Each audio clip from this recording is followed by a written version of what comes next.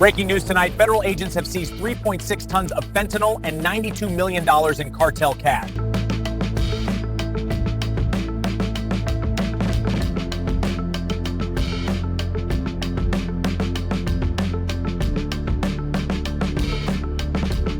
At 11:47 a.m. Pacific Standard Time, the Federal Bureau of Investigation, Immigration and Customs Enforcement, and the Drug Enforcement Administration held a joint emergency briefing in downtown Los Angeles.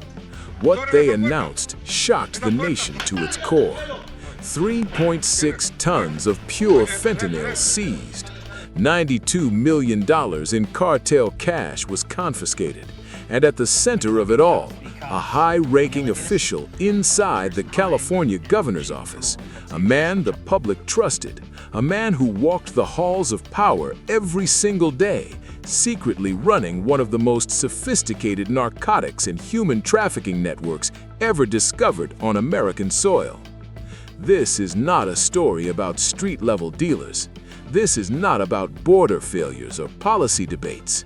This is about engineered treason.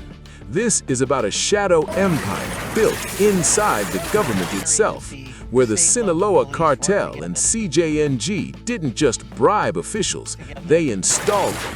They didn't infiltrate the system, they became the system. And what you're about to hear gets worse with every single layer.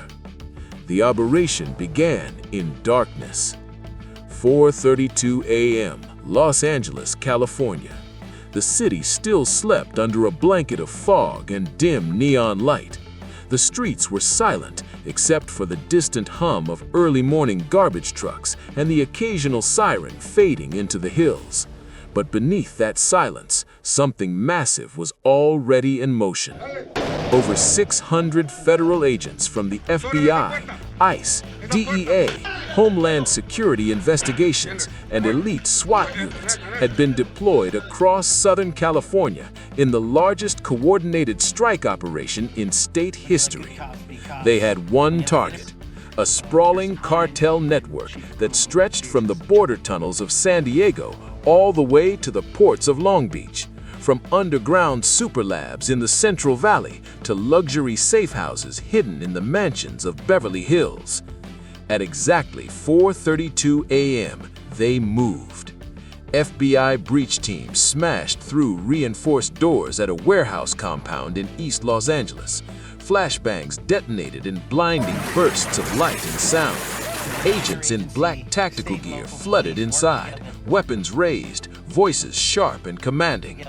Inside, they found rows of industrial mixing equipment, barrels of fentanyl precursor chemicals shipped in under fake pharmaceutical labels, and over 800 kilograms of finished fentanyl pills stamped to look like prescription medication.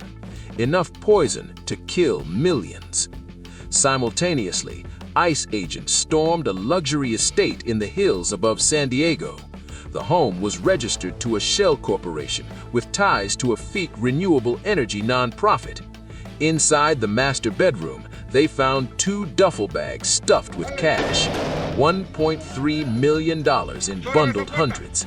In the basement, they found something far more disturbing: a server farm, encrypted hard drives, digital ledgers tracking shipments, payments, and routes that connected directly to cartel operatives in Culiacan and Guadalajara. And in a third location, a shuttered massage parlor in Riverside, agents discovered a hidden passage behind a false wall.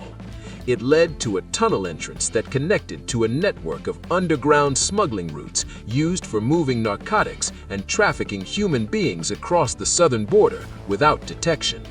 But it was what they found in a locked steel safe at that Riverside location that changed everything. Inside were USB drives, encrypted files, and handwritten notes in a code that federal analysts would later crack.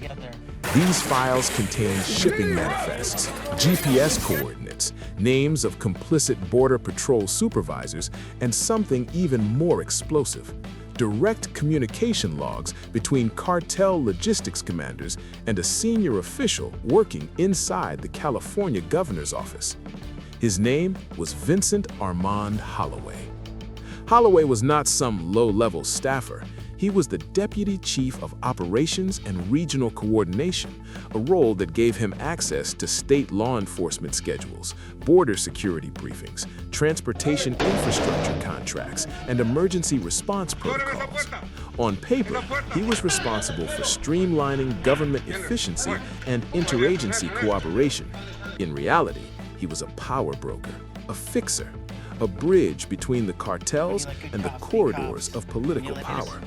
And for the last 4 years, he had been using that power to build a narcotics empire disguised as governance. By 9:15 a.m., federal cyber forensics teams at the FBI field office in Los Angeles were deep into the seized hard drives. What they uncovered was not just corruption, it was architecture, it was design. The operation had a code name, Project Sanctuary West. On the screens in front of them, analysts watched as a vast digital web came into focus.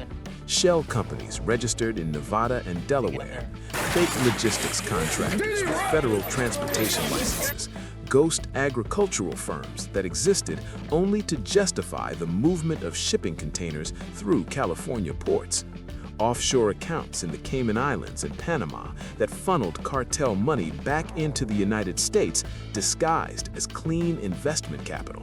At the center of it all was Holloway. His encrypted signature appeared on dozens of internal memos authorizing contract bids that favored cartel-controlled trucking companies. His access credentials had been altered to state patrol schedules so that certain highways went unmonitored during known smuggling windows. His personal email account, hidden behind layers of VPN routing and encrypted messaging apps, contained direct instructions to cartel enforcers about where and when federal agencies would be conducting border interdiction sweeps. He wasn't just taking bribes, he was command, he was control. Senior FBI Special Agent Daniel Cross stood in front of the projection screen and spoke to the room with the voice that carried the weight of years spent hunting cartels. "This is not corruption," he said. "This is collusion at the command level." Holloway didn't just look the other way. He engineered the infrastructure. He built the roads. He cleared the path. He turned California into a fortress for the Sinaloa cartel and CJNG to operate without fear. One analyst pulled up a shipping manifest from a container that had passed through the port of Long Beach 6 months earlier. The manifest listed industrial farming equipment, but when cross-referenced with border inspections, the container had been flagged and then immediately cleared by a state-level override code. That code belonged to Holloway's office. When agents later tracked down that container, they found it had delivered over 200 kilograms of methamphetamine and 400,000 fentanyl pills to a distribution hub in Fresno. The room fell silent. This was not negligence. This was not a failure of oversight. This was engineered treason. And the operation was just beginning. At 5:47 a.m. the following morning, inside a federal command center in downtown San Diego, a wall-sized digital map glowed with pulsing red markers. Each marker represented a location tied to Holloway's network. There were over 90 of them scattered across California: Los Angeles, San Diego, Fresno, Sacramento, Bakersfield, Stockton, Modesto, Oakland, and dozens of smaller towns in between. This was no longer a raid. This was eradication. Standing at the center of the room was Assistant Director Elena Marquez of the FBI's Organized Crime Division. She addressed a joint task force of over 1,000 federal agents, SWAT operators, DEA strike teams, ICE enforcement units, and California Highway Patrol officers who had been vetted and cleared for the operation. "This morning," she said, "we dismantle a shadow government." The mission was called Operation Iron Veil. It would be the largest simultaneous takedown operation ever conducted on American soil against the politically embedded cartel network. At 6 a.m., the strike began. Black Hawk helicopters lifted off from airfields across Southern California. Armored convoys rolled through pre-dawn streets. SWAT breach teams moved like shadows through the fog. In a fortified compound outside Bakersfield, agents stormed a massive drug superlab hidden inside what appeared to be an abandoned dairy processing plant. Inside, they found industrial pill presses churning out fentanyl tablets 24 hours a day. Over 2 million pills were seized on site. 3 cartel chemists were arrested, and in the back office, agents found detailed production schedules signed off by a logistics coordinator whose phone records traced directly back to Holloway. In San Diego, ICE agents raided a luxury beachfront property registered to a fake tech startup. Inside, they found a human trafficking way station where migrant women and children had been held before being moved north into forced labor networks. The property manager, when arrested, immediately gave up his handler, a cartel lieutenant who reported his orders through encrypted apps to a contact he knew only as the broker. That contact was Holloway. In Los Angeles, DEA teams hit a network of cartel-controlled nightclubs and underground gambling dens that served as money laundering fronts. Over $14 million in cash was seized from hidden safes and false bottom storage units. Financial records showed that the profits were being funneled into political action committees and real estate investments designed to give the cartel legitimate economic power in the state. And in the desert outside El Centro, near the Mexican border, agents discovered a tunnel system so sophisticated it rivaled military engineering. The tunnels were equipped with ventilation systems, electric lighting, and rail tracks for moving narcotics in bulk. Border Patrol records showed that the area had been repeatedly flagged for suspicious activity, but those reports had been buried by officials on Holloway's payroll. By noon, the numbers were staggering. 3.6 tons of fentanyl seized, over 4 tons of methamphetamine and cocaine combined, $92 million in cash and assets confiscated, 217 arrests made, including cartel operatives, corrupt law enforcement officers, and complicit government staffers. But the most important arrest was still to come. At 2:34 p.m., federal agents entered the California State Capitol building in Sacramento. They walked past security, they moved through marbled hallways, and they stopped outside the office of Vincent Armand Holloway. When they opened the door, Holloway was seated at his desk, reviewing documents as if it were just another day. He looked up, he didn't run, he didn't resist. He simply closed the folder in front of him and clasped his hands together. Special Agent Daniel Cross stepped forward and placed a pair of handcuffs on the desk. "Vincent Armand Holloway," Cross said, "you are under arrest for conspiracy to distribute narcotics, racketeering, money laundering, obstruction of justice, and providing material support to a foreign criminal organization." Holloway smiled faintly. "You have no idea how deep this goes," he said. Cross leaned in close. "We know exactly how deep it goes, and we're tearing it all down." Holloway was escorted out of the building in handcuffs. Cameras captured every moment. News helicopters circled overhead. The image of a high-ranking official inside the governor's office being perp-walked out of the Capitol building sent shockwaves across the nation. But the real shockwave came when investigators began pulling apart the rest of his network. Over the next 72 hours, federal agents working around the clock uncovered the full scope of Holloway's infiltration. He had compromised 12 senior law enforcement officers across 5 counties. He had placed cartel informants inside Border Patrol stations, sheriff's departments, and even the California Highway Patrol. These officers were paid between $10,000 and $50,000 per month to provide intelligence on raid schedules, surveillance operations, and federal task force movements. Internal emails seized from Holloway's server showed that he had personally coordinated the timing of cartel drug convoys to coincide with planned maintenance shutdowns at way stations and border checkpoints. He had falsified inspection logs. He had rerouted patrol grids. He had turned entire stretches of highway into invisible corridors where narcotics could flow freely without detection. One honest sergeant from the San Diego Sheriff's Department broke down during his debriefing. "I reported suspicious activity from my own lieutenant 3 times, he said. 3 times, and every time the report disappeared. I thought I was going crazy. I didn't know my own commander was on their payroll." Federal investigators found that Holloway had also embedded cartel operatives inside state-contracted construction firms that built roads, bridges, and infrastructure near the border. These firms were given no-bid contracts and used their access to install hidden compartments in support beams, false drainage systems, and underground caches where drugs and cash could be stored during transport. This was not a criminal network operating in the shadows. This was a parallel enforcement system, a second government built to protect the cartels and ensure their survival. And it had been running undetected for years. But the most chilling discovery came when analysts uncovered a document buried deep in Holloway's encrypted files.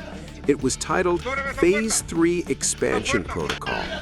The document outlined a long-term strategy to expand cartel influence beyond California. It identified target states: Arizona, Nevada, Oregon, Washington. It detailed how to infiltrate state legislatures, how to place operatives inside district attorney offices, how to compromise judges, and how to build legal defense networks that could shield cartel operations from prosecution. The goal was not just to move drugs. The goal was to control territory, to build a narcotics empire so deeply embedded in American governance that it could operate openly, protected by the very laws meant to destroy it. Special Agent Cross read the document in silence. When he finished, he looked up at his team and said, "They weren't building a drug network. They were building a state within a state." And they had almost succeeded. But the scope of the operation extended even further. Federal investigators traced Holloway's financial network across the continent. Shell companies registered in California were linked to logistics hubs in Texas, trucking routes through Arizona, and distribution networks in Nevada and Oregon. The cartel didn't just control supply routes in one state, they had built a continental pipeline. Shipping manifests showed that cartel-controlled contractors were moving an estimated 12 tons of narcotics per week through California alone, using fake agricultural shipments, construction material deliveries, and even green energy equipment as cover. Way stations were bypassed, inspection records were altered, and border surveillance footage was mysteriously deleted during key smuggling windows. The network also controlled migrant smuggling and human trafficking routes. Thousands of people had been moved through California as part of forced labor schemes, with profits funneling back into cartel operations. Women and children were trafficked into urban centers and rural areas alike, hidden in plain sight, while Holloway's operatives ensured that local law enforcement looked the other way.